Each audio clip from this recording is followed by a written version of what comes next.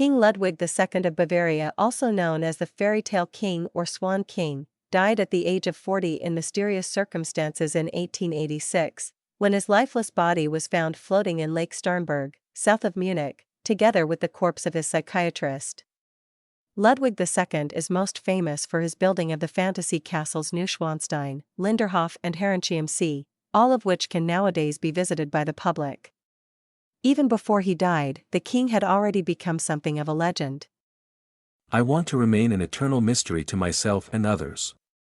Ludwig once told his governess, and it is this mysterious element that still fascinates people today. The prince was born on the name day of the canonized Louis IX, King of France and founder of the House of Bourbon. His grandfather and godfather Ludwig I of Bavaria had Louis XVI of France as his godfather.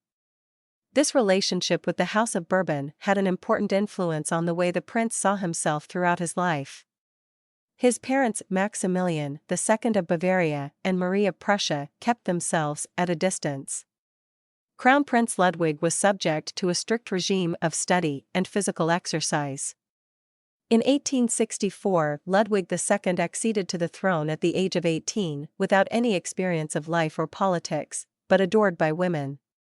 Looking back in 1873, he described it thus: I became king much too early. I had not learned enough. I had made such a good beginning with the learning of state laws. Suddenly I was snatched away from my books and set on the throne. Well, I am still trying to learn. In 1866, Ludwig II suffered the biggest defeat of his life. The expanding state of Prussia conquered Austria and Bavaria in the German War.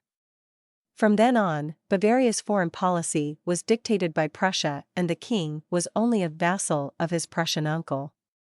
Thus he became puppet to the political ambitions of the new German emperor, forced to reign as a romantic fairy tale king at the height of the industrial age.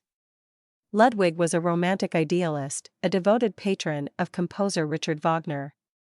Crown Prince Ludwig was already fascinated by the music dramas and writings of Richard Wagner. He wanted to bring the composer to Munich as soon as he became king, and realize his dream of an opera festival. In 1864, he summoned Wagner to him and thus rescued him from a serious financial crisis. In the following years, Munich became the music capital of Europe with the premieres of Tristan und Isolde, Die Meistersinger von Nürnberg, Das Rheingold and Die Walküre. Ludwig II thus continued the patronage tradition of the House of Wittelsbach in grand style. Wagner was however forced to leave Munich by the end of 1865 because of conflict with the government. The king, nevertheless, continued with his lavish support for Wagner's work. Without Ludwig II's commitment, there would never have been a Bayreuth festival. He had no success in his love life. Ludwig never married nor had any known mistresses. For a time, he was engaged to his cousin, Sophie Charlotte, with whom he shared a love for the music of Richard Wagner. However, this proposed union seems to have been a source of great stress for Ludwig, and he eventually called it off.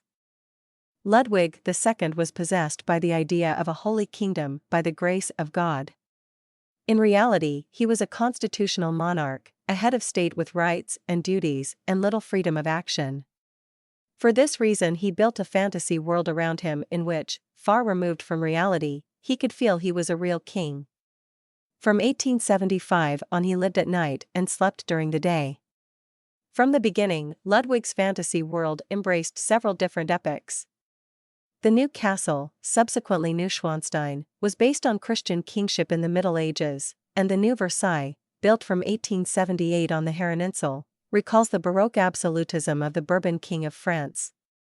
Linderhof in the Graswangtal, built from 1869, imitates a variety of styles, with the help of the latest technology. The latest technology was also used for the highly elaborate coaches and sleighs in which the king traveled at night, sometimes in historic costume. Unfortunately, he spent most of his time absorbed in his own fantasy world at the expense of affairs of state. From 1885 on, foreign banks threatened to seize his property.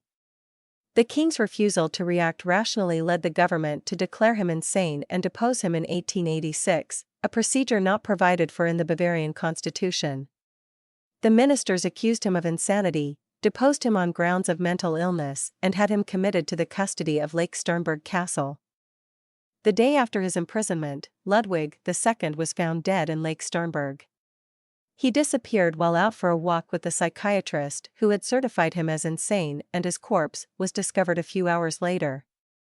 The death was officially declared to be suicide by drowning, but the circumstances of his death remain open to question. Ludwig was a strong swimmer. The water was less than waist deep where his body was found, and there was no water found in his lungs at the autopsy.